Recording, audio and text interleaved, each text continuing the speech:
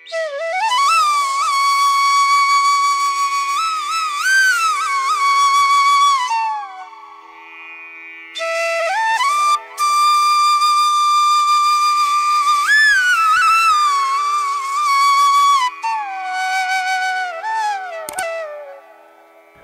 আলাইকুম প্রিয় দর্শক, আবারও আপনাদের মাঝে চলে আসলাম নতুন একটি সাজেশনমূলক ভিডিও নিয়ে। প্রিয় দর্শক, আমাদের হাঁসের অনেক সময় দেখা যায় যে চুনে পায়খানা করে, অনেক সময় ঠান্ডা লাগে। তো এই যে ঠান্ডা এবং চুনে পায়খানার জন্য আমরা কি ধরনের মেডিসিন ব্যবহার করব বা কোন কোন মেডিসিনগুলো দিব, সেই বিষয়গুলো মূলত আজকের ভিডিওতে আমি আপনাদের জানার চেষ্টা করব। আশা করি ভিডিওটি আপনাদের অনেক ভালো লাগবে। প্রিয় দর্শক, আমাদের হাঁস যদি চুনে পায়খানা করে এবং ঠান্ডা লাগে, তাহলে আমরা দেখা যাচ্ছে প্রাথমিকভাবে কিছু মেডিসিন ইউজ করি, কিন্তু ওগুলোতে কাজ হয় না।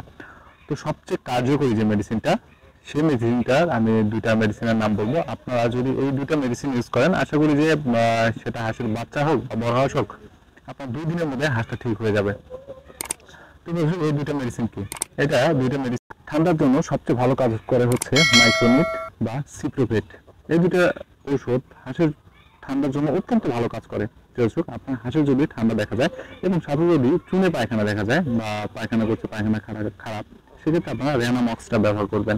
রেনামক্সটাও কিন্তু আসলে পায়খানারও কাজ করে, হালকা ঠান্ডারও কাজ করে।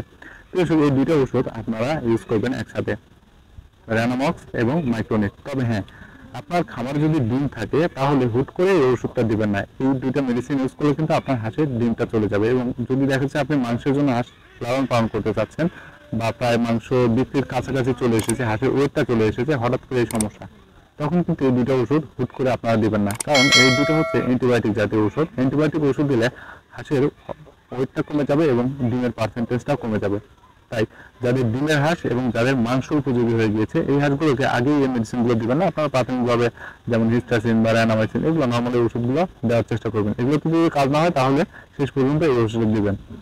আর যদি আপনার ওই ভয় না থাকে যে আমার ডিম নাই হাঁসের, অথবা দেখা যাচ্ছে যে আমার হাঁসের মাংসর জন্য আমি করছি না, সেক্ষেত্রে আমার হাঁসটা টিকানোর দরকার, হাঁসটাকে আমি বাঁচিয়ে উঠাবো, সেক্ষেত্রে আপনারা প্রথমে এই দুটো মেডিসিন ইউজ করতে পারেন। এই দুটো মেডিসিন ইউজ করলে আশা করি যে আপনার হাঁসের চুনে পায়খানা এবং যে ঠান্ডা, এই সমস্যাটা সমাধান হয়ে যাবে।